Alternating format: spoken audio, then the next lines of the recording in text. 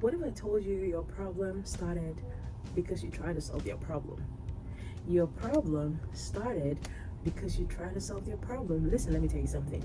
Some people come into your life not for you to play God, not for you to try to help them, not for you to continue to fix them. You cannot fix what you didn't break. You cannot fix what you didn't break. So sometimes you point them to another direction. It's called pivoting. You can mentor, counsel, or even show them the way, but not try to solve their problem is very detrimental. Because when Jonah got into that boat and he was trying to run away because he hadn't done what God asked him to do, the people recognized. They said, "There's a problem." They're professional sailors. There's a problem. And as soon as they spotted the problem, what did they do?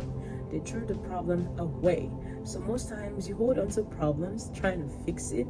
You entertain problems. You allow people to vent, complain excessively. I don't entertain whatsoever. So don't do that. Don't do that. You're not God. So tell them to talk to God. You are not always a problem solver. You're not to solve people's problem. No, don't do that. Because see, let me tell you something. If you try to wipe the shit in your behind, and if you don't aim right, what is going to happen? The poop is going to smear on your fingers. That is the same thing that happens when you try to look back, look down to try to help people. They smear you. They rub off their problems on you. They do that. So this is why it's very crucial for you not to go solving problems, for you not to feel the excessive need for you to fix people or solve problems. It's very detrimental, it's dangerous, it's venomous. They will come into your ship and capsize it. Have you noticed that sometimes everything is going good and some people just come into your life and everything starts to crumble because they have problems? Sometimes it's the fact that God is dealing with them, God is punishing them, and you try to intervene. You try to play God, and God doesn't want that. He's going to take you out or infest you with the same problem. It's contagious. So some people, when you look at them, you know that, no, I can solve your problem. No. I mean, how could I solve your problem?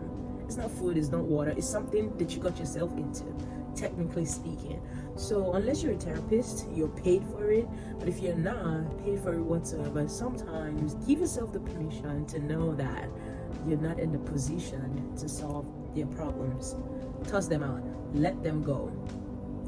Because let me tell you something. Do you know most times the problems that people are going through is actually a consequence, a repercussion of their stubbornness or refusal to do what God has asked them to do, or for doing it and not doing it well, or for doing it and taking the glory.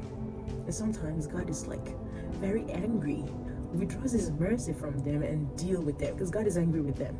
God was angry with Jonah and tried to run away. Those sailors just knew that. No.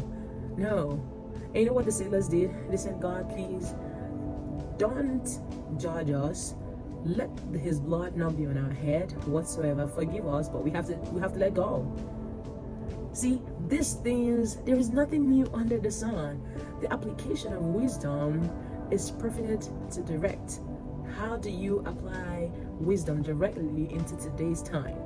They ask God for forgiveness. They say, God, please, whatever that happens to him, I mean, but we have to keep it moving. That's literally what they said. They said, God, you know, we can't die because of this guy. We know you're angry with him, so do with him what you may. And they lifted him up like a piece of candy and tossed him in the ocean. And guess what happened? The ship just started sailing smoothly. There was no storm whatsoever. Even Jonah himself said he knows that God is angry with him. He knew that the reason why the storm was all over the ship and trying to capsize it was because of him. He told them that.